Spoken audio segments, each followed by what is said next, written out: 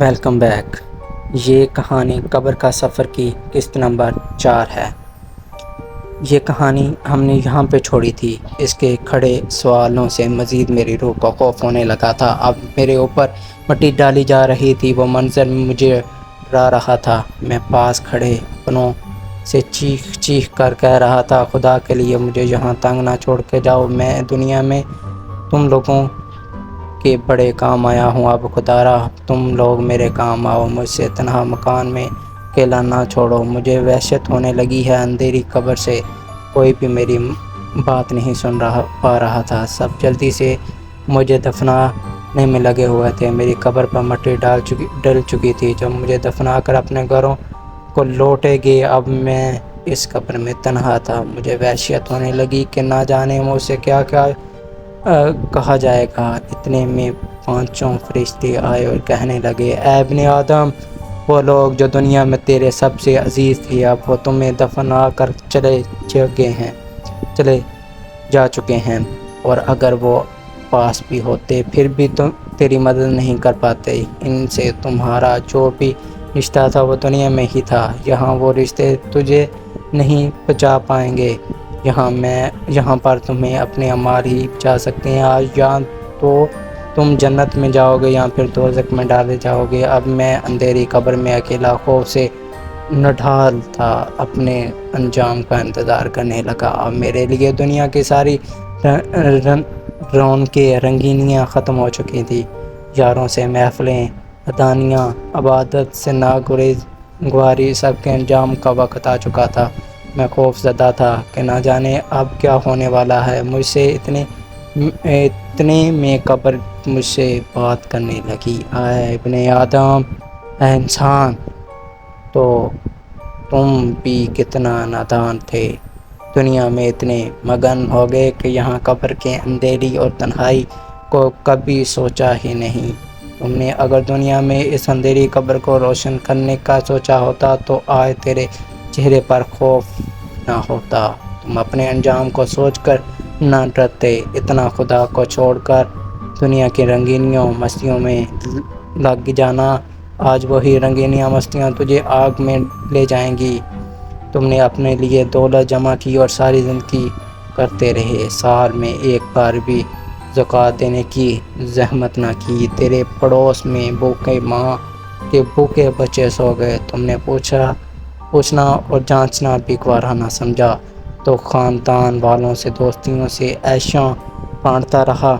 ہزاروں کے بل آئے، تو نے ہنسی خوشی ادا کیے۔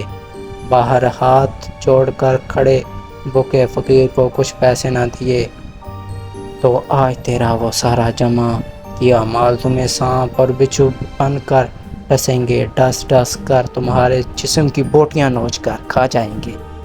تو یہ نہ سوچ کہ انہوں نے ڈسنے سے تمہیں موت آ جائے گی۔ نہیں نہیں نہیں، یہاں تجھے کبھی موت نہیں آئے گی۔ اے انسان، تو خدا کے عذاب سے کیوں اندھا بن چکا تھا؟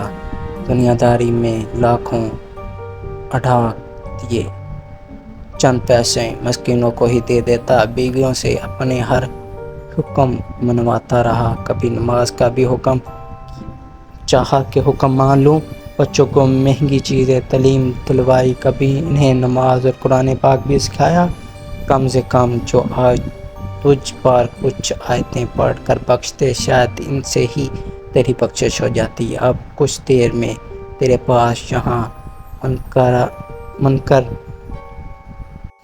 منکر اور نکیر آئیں گے، جو تجھ سے کچھ سوال کریں گے۔ سوال بہت ہی آسان ہوں گے۔